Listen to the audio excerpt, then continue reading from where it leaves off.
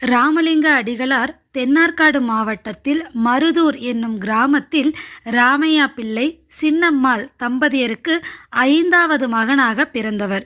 இவர் பிறந்த தேதி 5/10/1823. சிறு வயதிலேயே தந்தையை இழந்தவர் வள்ளலார். இவர் 2ஆம் வகுப்பு வரைதான் படித்தார். எனினும் ஆன்ம ஞானத்தில் தன்னிகரற்று விளங்கினார். இதனாலேயே இவரை ஓதாதுணர்ந்தார் என்று அழைப்பார்கள். முருகனின் அருளால் இவர் கவி பாடும் ஆற்றலை பெற்றார். இல்லற இன்பங்களை வெறுத்து துறவியானார். 1867 சத்திய தருமசாலையை அமைத்தார். இன்றும் அந்த சபை அணையா அடுப்பாக இயங்கி வருகின்றது. இவர் ஆன்மநேய ஒருமைப்பாட்டுரிமை என்ற சித்தாந்தத்தையும் மேற்கொண்டார். மேலும் அருட்பெருஞ்சோதி தனிப்பெருங்கருணை அருட்பெருஞ்சோதி என்ற புனித முழக்க